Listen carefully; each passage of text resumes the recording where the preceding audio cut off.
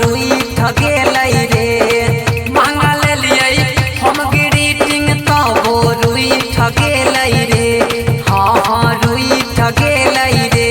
हमरा मालक दिल हमरा से रूठ गेलै रे। हमरा जानक दिल हमरा से रूठ गेलै रे। मांगा लेलियै हम ग्रीटिंग तैयो रूठ गेलै रे। मांगा लेलियै हम ग्रीटिंग तैयो रूठ गेलै रे। मिगता रूठ गेलै रे। हमरा मालक दिल हमरा से रूठ गेलै रे। हमरा जानक दिल हमरा से रूठ गेलै रे। हमरा जानक दिल हमरा से रूठ गेलै रे। हमरा जानक दिल हमरा से रूठ गेलै रे। केकरा रे कहबै मिता हैप्पी न्यू ईयर।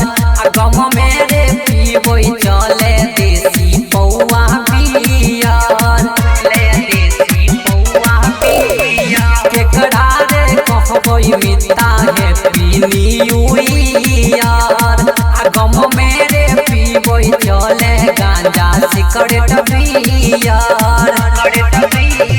सोचल सपना हमर मिता सब लुइट गेलै रे। सोचल सपना हमर सभे मिता लुइट गेलै रे। हाँ लुइट गेलै रे। हमरा मालक दिल हमरा से टूट गेलै रे।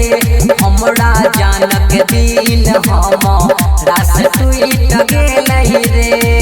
हमरा जानक दिल हमरा से टूट गेलै रे। हमरा जानक दिल हमरा से टूट गेलै रे।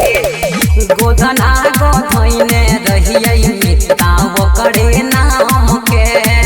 हम ने जानलियै छोड़तै रूप देवरामन के।